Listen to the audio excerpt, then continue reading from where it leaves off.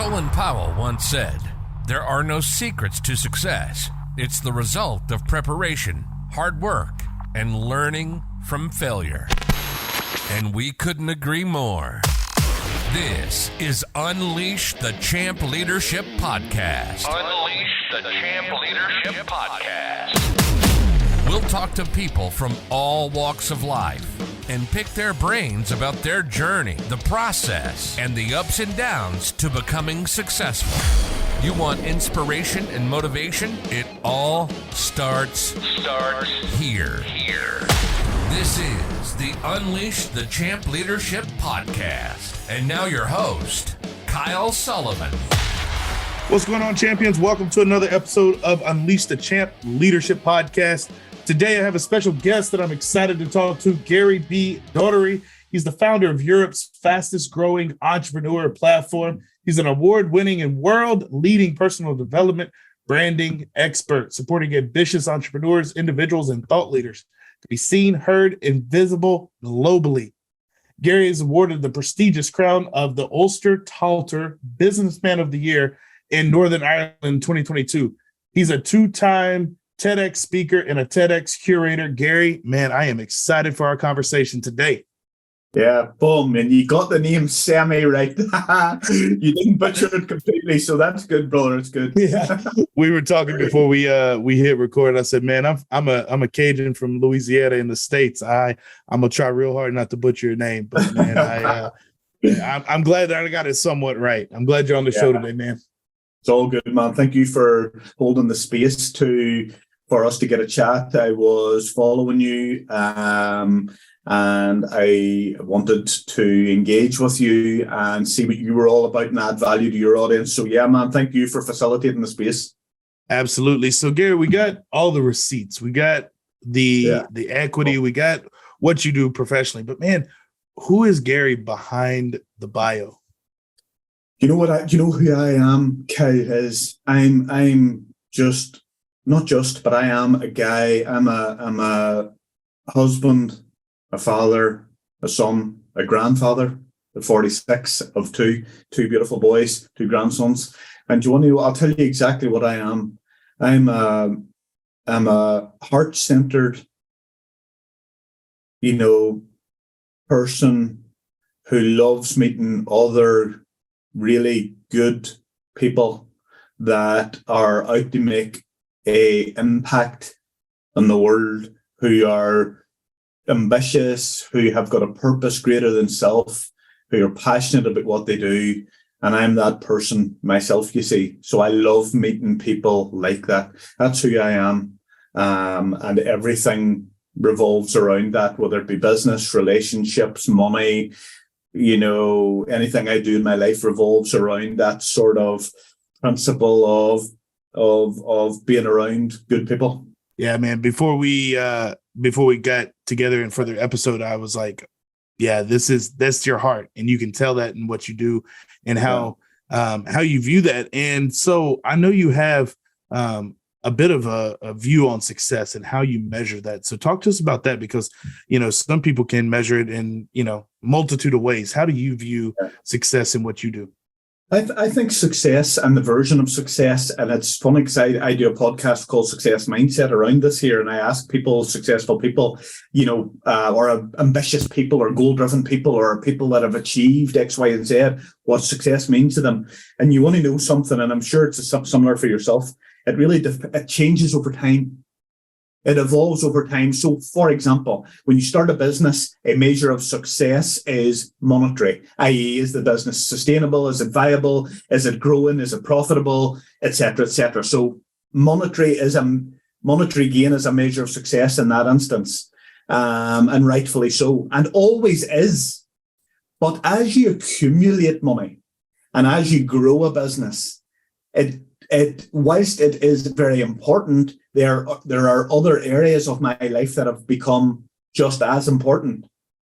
For example, my own well-being and self-care, my own lifestyle, my happiness, which I, for a long time, would have sacrificed, Kyle, at the expense of achieving X, Y, and Z, 60-hour weeks, up in the middle of the night, taking Zooms to Australia, working 7 days a week, not taking time off, being on my phone all the time, not spending time with my wife, etc., etc. The sacrifice.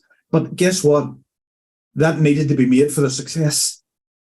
For that to achieve the growth, to achieve the business success, that then when you achieve X amount of pounds and X amount of success, it allows you then, for me personally, to rebalance those areas of my life where I now will turn my phone off for a day, or I'll take a week off entirely. I will go out for a meal. I don't take my phone with me.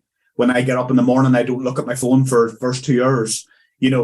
Whereas before that wasn't the case. I was getting up and checking if that money was paid in, or that it was. So success for me has evolved, and it's now about creating experiences that bring me joy, fulfillment, and happiness.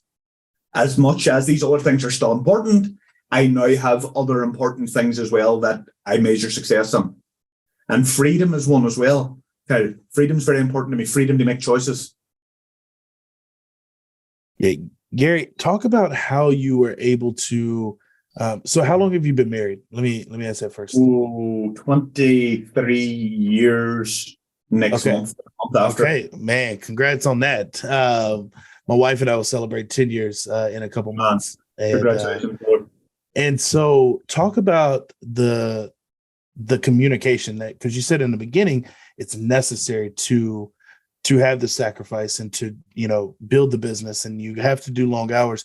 Some people get into entrepreneurship, they're building a business, and they still want to have everything perfectly balanced in the midst of growth. But it sounds like you and your wife, y'all had some conversations that, hey, for this time, man, I'm gonna have to put in extra. And so talk about, as you were building, because a good amount of our listeners are probably in that first 4 years in business, in kind of the build phase, scale phase. Talk about how you were able to not sacrifice those things that are most important while also building a really successful company.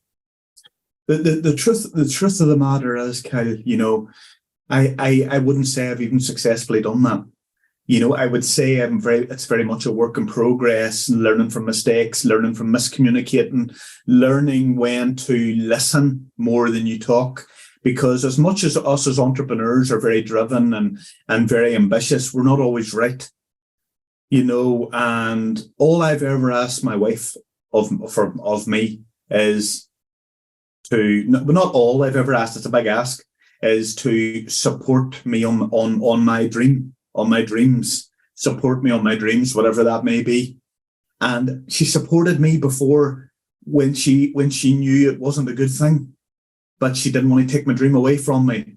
And it's failed. So I should have listened more in those moments and not just counted on her support. And that's just a lesson I want to share with people, is because, just because you're the entrepreneur, you're the driven one, you have the big dreams and ambitions, we're not always right. And there's been a couple of instances in my life, one of them last year in particular, when I plowed double digits thousands into a particular income stream and project in my business with a certain person.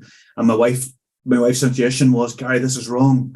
You're being sold a dream. You're being desperate in your investment because you want the end goal that much. You're prepared to do this.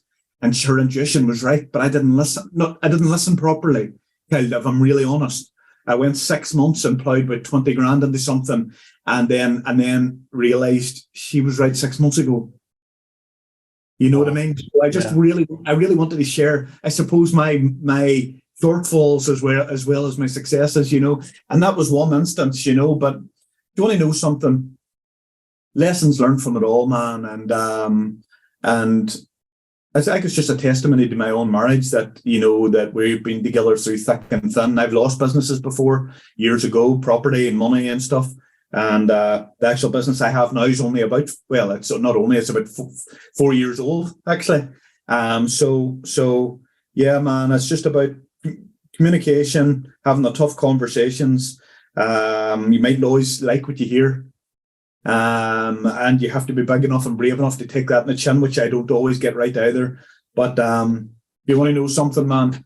Everything is done for the betterment of my family. And I think that's where me and my wife have truly aligned. She has known that anything that I have pursued or went after wasn't like for selfish gain, for Gary to have an accolade or Gary to earn X amount of pounds so he can buy his fancy car, or Gary to, it was anything that I have went after and pursued has been for my family. And that's where we have become aligned. And that's where my wife has been able to go, well, I'll hang my hat in the stream with him this time, because she knew what it was for. So I think that's where the alignment came, Kyle. Yeah, that's incredible, man. And I think most would say like, oh, I'm doing this for my family, but man, you really time and time again, you have examples, you have stories, you have, the wins and the learns of doing that, but it's for the betterment of your family. And one of the things about building a business in today is, man, we have to treat ourselves like a brand.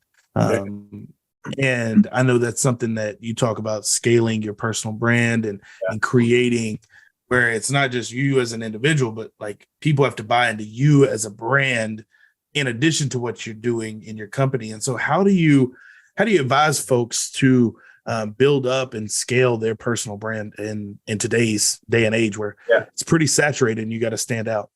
Yeah. Do you want to know something, Kyle? I think it is critical and crucial that ambitious individuals do not forget the importance of marketing themselves, because the most successful people, whether it be Gary Vee, Grant Cardone, or any of these guys that everybody's admiring online, these guys may not have the best programs ever.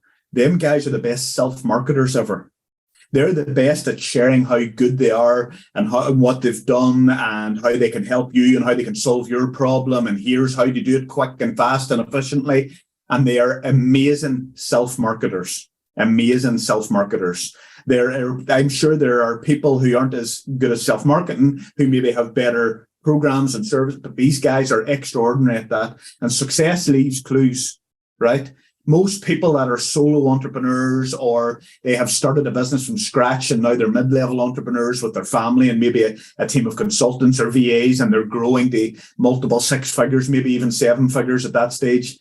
These people 99.999% realize the importance of their personal brand and their Google footprint, how they are seen and heard online. Because I say this here all the time, if you aren't visible online, you're invisible.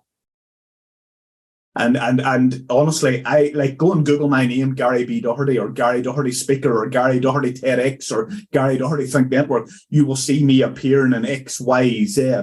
And I have people contact me from all over the world, Kel. And I know you get this yourself personally, and featuring in press regularly when I can say, hey, as featured in LA Weekly, Forbes, blah, blah, blah, and done a TED talk or had my own event or etc. And it's on Google and it's on for the world to see and it's on for people to see everywhere. That is increasing your personal brand, and people will see you that you may never actually know about until they reach out or recommend you to somebody or search for TED Talk, or search for most viewed TED Talks or most viewed or best TEDx coach in the world or PR agency in Northern Ireland. That's when they find you then. And when you are featuring in press or in podcasts, that is when your credibility goes through the roof. That's when you have got more credibility. You're on the, like, for example, today, I'm speaking about PR. What does that make me? That makes me an authority in my field, right? Right. And that's not me full of BS. You wouldn't have me on your podcast if I was full of BS. But the fact that I'm on a podcast, being published to your audience, talking about personal branding, I am an authority in my field. I'm an expert in my field. You are promoting me as such in your podcast. That's what potential clients see. And then when they work with me, I tick all the boxes and give them the service they deserve. So this is a classic case of self-marketing and promoting yourself, putting your best foot forward, putting your personal brand there for it. Put your hat on it and tell everybody how good you are because you mean it and you feel it. We're not good enough. People aren't good enough. We're not good enough like as doing that, as human beings. We're not good enough as saying, hey, I humbly tell you I'm really, really great at my job. We should put our best foot forward more often, Kyle. Oh man, you are speaking right to me, sir. Yeah, I've done a lot with Cardone, and he says often, like, best known beats best every day. 100%. Best known beats best every day. Yeah. And man, I have struggled with that exact thing you're talking about. Yeah. Because I was in ministry for 12 years before, and working within the church, you don't talk about yourself. No. You're servant leadership, and you're doing all these things, and you just, people send praise and you just kind of deflect it. And then I got into business and I'm like, why didn't things growing like I thought? Why in this? Because you're not telling nobody. And man, it is what I am working through in the last 12 months is getting loud and getting attention and getting proud, getting loud and getting proud. Yeah. It's about being proud of ourselves, man. It's a reflection of your self-image and your self-worth. When you have the courage to say, hey, I'm a good guy over here. It's good to be good, right? Everybody, bad news travels fast. Why not champion the good news? Hey, I'm a really good person. I'm not perfect. I do my best. I'm here to support you. I'm really good at my job. Let's collaborate. Yeah. That's what you're doing. That's what you're doing with your personal brand. That's what we're doing today in our podcast. Like, I'm celebrating you, you're celebrating me. We're going to do business together. I have no doubt about it, like, going forward. And and I'm going to introduce you to my network, and I'm sure people can benefit from your service. And like, that's what makes the world go round, man. Love, not just money. Love. Yeah. Kindness, come on. Support. So Gary, talk to because that's not just something that you go, okay, I'm gonna build my personal brand. I'm gonna get loud. I'm gonna talk about it. We talk, okay, you got to create that vision of who you want to be, and you step into that, and who are you becoming, and a lot of the stuff within the personal development space. Talk to the person that's still struggling to believe who they are becoming, and how they can, maybe they're getting started, maybe they got a few years in, and they're wanting to step into who they are, but their belief hadn't caught up to their words yet. Yeah. Listen, do you want to know the good news for anybody listening to this here? See, faith and self-confidence, it can be developed. Come on. You don't have to, not everybody's born like I wasn't. I don't know about you, but I certainly wasn't born like I am today. I am a work in progress, and I've developed, and I have grown, and I have, matured, and I've gathered wisdom, and I've worked on myself, and I continue to. But so the good news is faith and self-confidence and self-belief can be developed. And I'm going to tell you exactly how to do it right now. Right? One of the principles in the book, Think and Grow Rich, is auto-suggestion. If you have a pen and a piece of paper, take notes on this, please. I do it myself in moments of, let's say, weakness, or moments of vulnerability, or moments of real challenge, where I need to inject that drug of self-belief into myself and give myself that boost, because I'm human too, right? As are you. Affirmations. Write down in the present tense the person that in your mind's eye that you can be, you are. When you're dreaming it, you're that person. You're that successful. You're that good. You're that philanthropist, you're that public speaker, you're that award-winning author, you're that TEDx speaker, you're that 7-figure business owner, you're that successful married father, mother, sister, brother, whatever it is. See it in your mind's eye, even if you don't believe it. Even you don't believe it. And in fact, I insist that you think about something you truly don't believe about yourself. Write it down in the present tense so often. That's auto-suggestion. That's you doing it, repeated affirmations repeatedly over time. Write it down so much that you believe it eventually. It's like rewiring the brain. It's like faking it till you make it. It's like telling yourself it, like brainwashing yourself.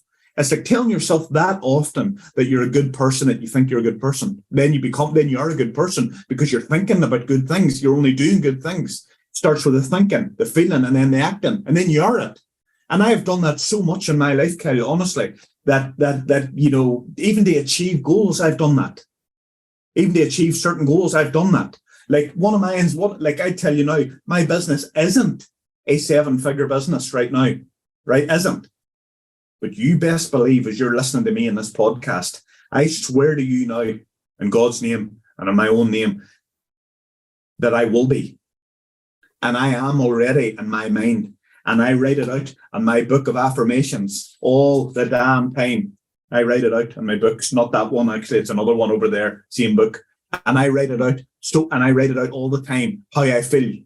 I'll tell you even better than that. I have a thing up here in my wall, and I wish I could show you it, but I can't. And it says, I am a multimillionaire, and it feels just right. I humbly expected this and deserve it. God works through me and with me. God is great. And I have my picture on it, and I have signed it in a red Sharpie as a contract to myself. Now, money is not my God, but guess what? See, when I'm earning all that, I'm able to do more good in the world. I'm able to do more charity work. I'm able to support more people. I already sponsor a few athletes, and I'm going to do more good in the world. And I know it's my right to receive that abundance in my life. And how did I develop that confidence and self-belief? I've just give you the example, writing it down, affirming it to myself, really, truly meaning it, Kyle, and feeling it. I felt it so much before that I could get emotional talking about it. And I mean that from my heart, honestly. And I don't care what anybody thinks of me. Yuck, he's this or he's that. I don't care. I'm a good person doing good things in the world. And, I deserve abundance in my life. So do my family. And so does everybody I come into contact with, that I'm going to give it to them as well. And I'm on a relentless crusade, man. I swear to you now. Forever. I love this, man, because people have asked me, in the process of building Unleash the Champ, how am I able to stay so consistent? How am I able to stay so driven? In the midst of it, I said, if you could see what I see with my eyes closed, you'd keep going too. Yeah. If you could see what I see and how I can teleport myself into the future, you'd keep going too. As you were talking, man, I had a flashback for when I was in, grade school growing up, and I would get in trouble and I'd have to write these lines like, I will not talk in class, or will not whatever, will not cut in line. I will not cheat on my homework or whatever. It's like you had to write these lines out. And just as you were talking, I had this like connection of going, that was, right, wrong, or indifferent. That was reprogramming my mind for a certain reality. Yeah. And it's like, man, that is what we have to do today. That is what we have to do to rewire our brain. It works, man. Yeah. Oh my gosh. I love that. So part of what you've done to build the brand that you have and the brand that you're building is through being a speaker, particularly a TEDx speaker. Yeah. Now, a lot of people can do it once. You've done it twice. Yeah. So, you talk about thought leader, you talk about expert, and I don't know how many people have done it twice or, multiple times like that. What are the tips that you have for becoming a TEDx speaker? Because TED is a different type of speaking than get on stage and, flow. You got the little carpet. There's a function to it. There's a bit of a form. Man, talk about that, your experience, how you got on there once, how you got on there twice, what tips you got. Yeah, man, it's a good question, and I'm glad you brought it up.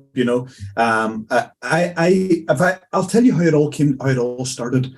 I was being mentored. I was a department store manager in a fashion store, right, in a previous life, and the owners of the department store brought in this consultant to mentor me as the department manager. Because it was a new position, it was new growth, it was new everything. I was this young manager. They brought in this mentor guy who was very successful, and it seemed like a good idea. And it was a good idea. It was okay. So anyway, in one of our mentoring stations, when we were out for lunch, he says to me one time, he says about one of his ambitions was to do a TED Talk. And I was like, yeah, that sounds like good. That sounds like a good. I says, I would love to do that too, but I says, I could never public speak, man, never. Like I said, like public speaking, like I would rather die than public speaking. And I said, but a TED talk, that was like becoming a millionaire. It's like owning your own business and being successful. It's like winning a big award. It's like it was a bucket list thing to do. You know what I mean? Like travel the world. Oh, I'll be a TED speaker. So, and I was like, I was sort of at the time, what I was doing was I was vocalizing it. My subconscious was putting it out into the universe, but it wasn't really a goal. It was more of a wish or a hope or a dream. Anyway, that was it planted anyway, right at that time. As things went on, Think Network developed, and how it started was a motivational speaking and inspirational speaking company. So I was the change that I wanted to see in the world. I wanted to see motivational speaking. I wanted to be involved in inspirational speaking. So you can see how my subconscious was drawing me towards achieving something that I was dreading, something that I could never do, something I thought there was a wish, a hope, a dream. But I was sort of drawn to that world almost to conquer my fear, to face my biggest fear. I wanted to overcome it and be it, and that was when TED Talks started to become a thing. Then I started to go to TED events, and then I thought, I'm going to bring one of these events to my home city. Never been there in 26 years. So anyway, long story short, I did, created history, made all the headlines over here in Ireland, blah, blah, blah. Then I got talking to a TED organizer who had been following me at Think Network and was really inspired and motivated by this new thought leading in Ireland. Nobody's doing this stuff over here, Kyle, then. Everybody's doing it now. Well, they're doing their thing, they're not doing my thing. And I celebrate them all and I support them all, but they're not, I'm me and you're you and they're them. So nobody's doing my thing the way we do it. And I got speaking to the organizer, and I said to the organizer, I said, hey, if you're looking for a host of your TED event, I'm your man. I'd be the host because I hosted my own events, right, Kyle? She says to me, hey, I don't want you to be the host. I want you to speak at it. And I was like, whoa. I just said yes immediately. Right? And I said, yes, I'll figure this damn thing out. So anyway, I said yes, not knowing how, not knowing if I would, not knowing if I could. No, I had no belief in myself about it. I was just worried. I was sick. I remember nearly being sick with anxiety after I accepted. Eventually. So I done it anyway. And I remember coming up to the event. The organizer says to me, where do you want to speak in the event? What order? I said, number 1 for number 1. And I had in my head, I told myself that often. I said, I'm number 1. I told myself it was the best I'd ever loved at doing this damn thing. And I rehearsed it and I spoke. I bought my clothes that I was going to wear at the event 3 months before it. I got dressed every evening in my clothes, looking in the mirror, 6 feet away with a camera, speaking. I'll tell you what I even done. And nobody knows this here. Well, they do know it, not that many people. I bought the red bloody dot. And I stood in the red dot in my own house. I swear to you now, God is my judge. And I'll tell you even better than that, the organizer even then asked me, could she use the red dot for the actual event? So I owned the dot. So when I stood on that dot on that day, I felt like home. I owned the damn thing. The whole thing was mine. I was TED that day in my mind, and I delivered the talk. And to say to anybody about doing a TED talk, here's the biggest thing. I would say 2 things. First thing is immerse yourself in all things TED. What is a TED talk? Because you rightfully said, Kyle, it's not like any other talk. You just don't jump on and flow. You need to know what it is. It's an idea worth sharing with the world. It's not necessarily a motivational talk. There's certain guidelines. There's things you're allowed to talk about. There's things you're not allowed to talk about. There's rules, regulations. There's timelines. There's a format. Know your stuff. Because if you don't, and you get talking to an organizer who does know their stuff, they're very quickly going to put you in the bin. Because they don't have time to educate you on what a talk is. It's almost disrespectful of you not to know. You can't rock up and apply for a TED talk and not know what the damn thing is. Turn up like a student. Turn up like somebody that's obsessed by it. Turn up like somebody that wants to learn. And that's a good bit of advice, Kyle, because, and even for yourself, like as a public speaker, right? A lot of people turn up like, hey, I'm a public speaker. I want to do a TED Talk. And I'm like, what's your idea? And they don't really understand what a TED Talk is. And I'm like, then at that stage, hey, I don't give a damn. You've spoke to millions of people. You still haven't got a clue what a TED Talk is. Therefore, you're not for me. So show respect to the brand. Know what it is. When you turn up in an inbox of an organizer, you're turning up with knowledge, a student of the game, somebody that has desired it that much. They're educated on what the organizer wants to hear. So put your best foot forward and desire for everything. One of the principles in Think and Grow Rich, if you have enough desire, you will do that. If you have enough desire, you will make it happen. I've done 2 TED Talks and I could have done 5. I've turned down 3. I have no desire to do more, you see, Cow. I've done my 2. I doubled my dream. I didn't do it once, I've done it twice. I went on to be a TED coach and I've coached hundreds of people. You know what I mean? I have achieved my wildest dreams and realities with TED. And I still coach people to this day for high-level TED Talks. So going from that guy that was being mentored, sitting in a cafe, with a dream about a TED Talk, to then ending up, the world's most successful TED coach in 2022, a 2-time viral TED speaker, held some of the most successful TED events over a pandemic. I'm very proud of it, man. And I don't say that often about myself. Honestly, I don't talk about accolades to demonstrate how proud I am of myself.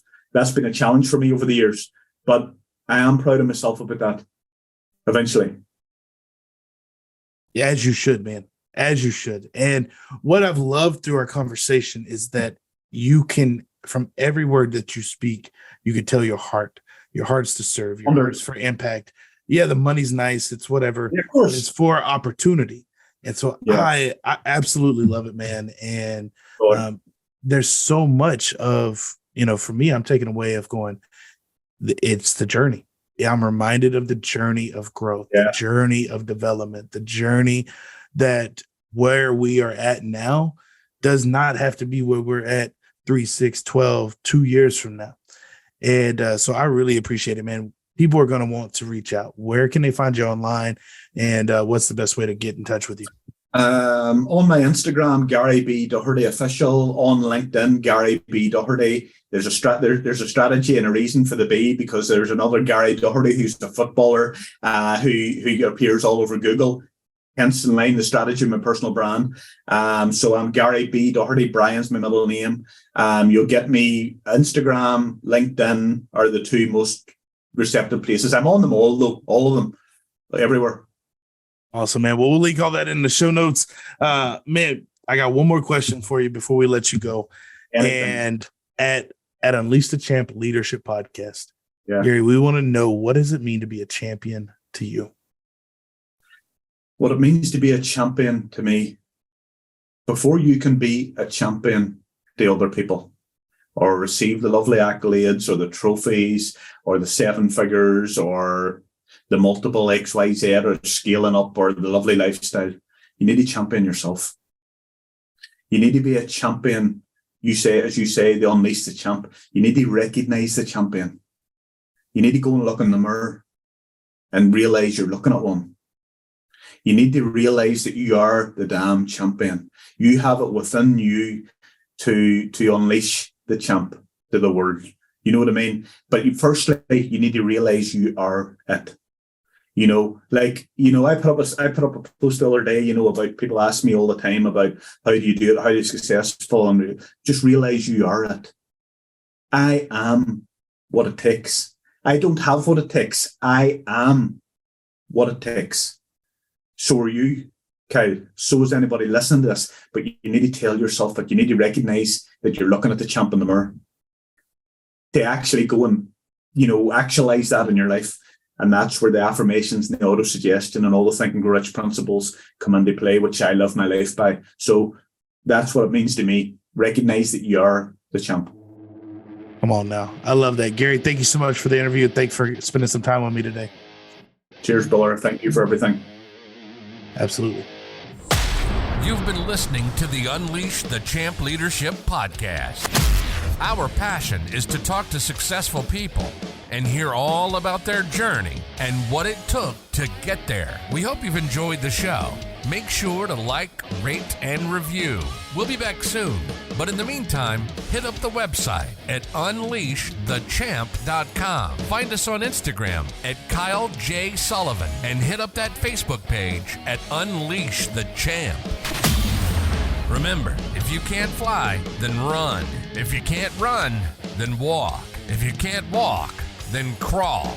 But by all means, keep moving.